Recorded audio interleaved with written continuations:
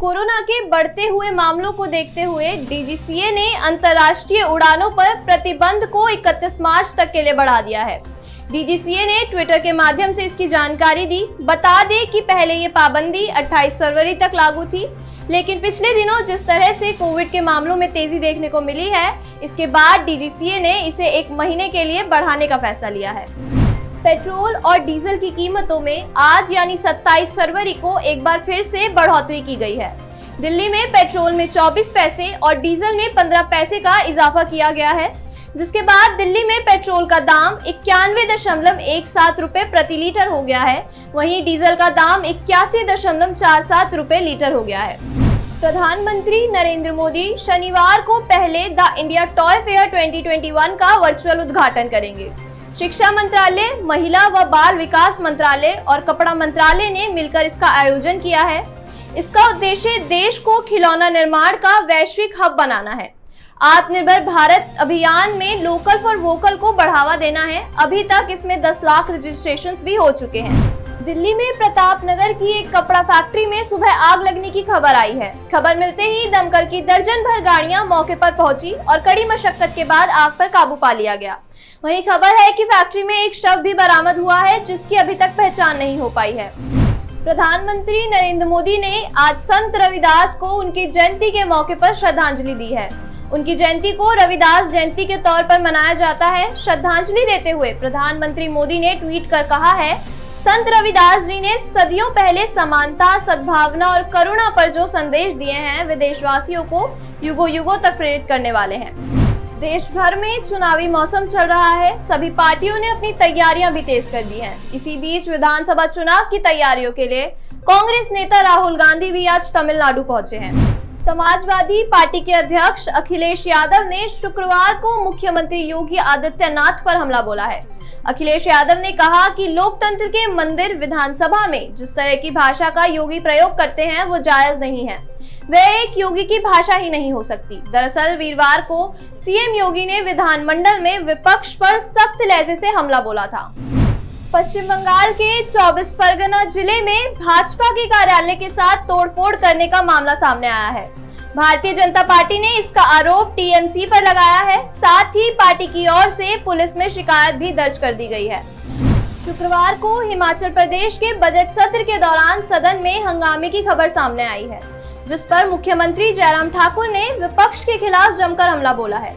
उन्होंने कहा है कि जमीन पर रहिए वरना लोग जमीन में गाड़ देते हैं। वहीं वन मंत्री राकेश पठानिया ने कहा है कि हिमाचल बिहार बन गया है। अब संसदीय कार्य मंत्री ने निलंबन प्रस्ताव पेश किया है। अपील की है कि सदन के अंदर और बाहर विपक्ष का हंगामा संविधान पर हमला है। इस मामले में कड़ी से कड़ी कार्रवाई की जाए। मध्य प्रदेश सरकार ने शुक्रवार को खाद्य पदार्थों में मिलावट करने वालों को आजीवन कारावास देने के लिए दंड कानून विधेयक 2021 को मंजूरी दी है। इसकी जानकारी राज्य के गृह मंत्री नरोत्तम मिश्रा ने दी। उन्होंने कहा कि खाद्य पदार्थों में मिलावट करने वालों को अब कड़ी सजा दी जाएगी। केंद्र सरकार देश की ट्रैफिक की दुनिया में डिजिटल युग की शुरुआत करने जा रही है। अब ट्रैफिक पुलिस व परिवहन अधिकारियों के शरीर पर बॉडी कैमरा लगाए जाएंगे, जिससे ट्रैफिक नियम तोड़ने वाले ड्राइवर्स पर शिकंजा कसा जाएगा। फास्टैग के जरिए रोजाना टोल कलेक्शन करीब 104 करोड़ रुपए तक पहुंच गया है। भारतीय राष्ट्रीय राजमार्ग प्राधिकरण ने शुक्रवार को इस बात की जानकारी दी। एनएचएआई ने कहा कि 16 फरवरी से फास्टैग के जरिए ही टोल शुल्क का भुगतान अनिवार्य कर दिया गया था, जिसके बाद फास्टैग के माध्यम से टोल संग्रह में लगातार बढ़ोतरी दर्ज की गई है। आज भारत और बांग्लादेश के बीच 19वीं गृह सचिव स्तर की वार्ता हुई। इस वार्ता में राजनयिक संबंधों सहित द्विपक्षीय सहयोग पर चर्चा की गई। बैठक में दोनों देशों ने आतंकवाद के खिलाफ प्रभावी कार्रवाई करने और सीमा पर अवैध गतिविधियों को रोकने पर प्रतिबद्धता जताई। केंद्रीय गृह मंत्रालय ने इस पूरी खबर की जानकारी दी। आज पीएम मोदी ने भारत खिलौना मेला 2021 का उद्घाटन समारोह संबोधित किया, जिसमें उन्होंने कहा कि हमारे देश के खिलौना उद्योग में बड़ी ताकत छिपी हुई है। इस ताकत को बढ़ाना, इसकी पहचान बनाना आत्मनिर्भर भारत अभियान का एक बहुत बड़ा हिस्सा है। मध्य प्रदेश के मुख्यमंत्री शिवराज सिंह चौहान ने टीएमसी पर हमला बोला है। कहा है कि पश्चिम बंगाल में भारतीय जनता पार्टी की लहर है। उन्होंने आगे कहा कि ममता बनर्जी व्याकुल है, इसलिए भाजपा की परिवर्तन रैलियों पर हमला किया जा रहा है। हमारे कार्यकर्ताओं की हत्या की गई है और उनका त्याग व्यर्थ नहीं जाएगा। आज पीएम मोदी ने भारत खिलौना मेला 2021 का उद्घाटन समारोह संबोधित किया, जिसमें उन्होंने कहा कि हमारे देश के खिलौना उद्योग में बड़ी ताकत छिपी हुई है। इस ताकत को बढ़ाना, इसकी पहचान बनाना आत्मनिर्भर भारत अभियान का एक बहुत बड़ा हिस्सा है। मध्य प्रदेश के मुख्यमंत्री शिवराज सिंह चौहान ने टीएमसी पर हमला बोला है। कहा है कि पश्चिम बंगाल में भारतीय जनता पार्टी की लहर है। उन्होंने आगे कहा कि ममता बनर्जी व्याकुल है, इसलिए भाजपा की परिवर्तन रैलियों पर हमला किया जा रहा है। हमारे कार्यकर्ताओं की हत्या की गई है और उनका त्याग व्यर्थ नहीं जाएगा। फास्टैग के जरिए रोजाना टोल कलेक्शन करीब 104 करोड़ रुपए तक पहुंच गया है।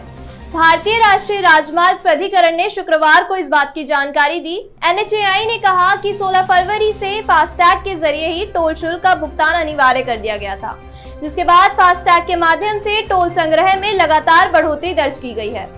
विधानसभा चुनाव की घोषणा होने के बाद कांग्रेस नेता राहुल गांधी आज तमिलनाडु पहुंचे हैं। समर्थकों ने उनका जोरदार स्वागत किया है। एक कार्यक्रम के दौरान राहुल गांधी ने मोदी सरकार और RSS पर जमकर हमला बोला है। राहुल गांधी ने कहा है कि मोदी सरकार संवैधानिक संस्थाओं को बर्बाद कर रही है। इसके चलते लोगों को संसद और न्यायपालिका पर भरोसा नहीं रहा। अभी के लिए इस वीडियो में इतना ही। आगे की जानकारी के लिए फॉलो करें ऑथम न्यूज। धन्यवाद।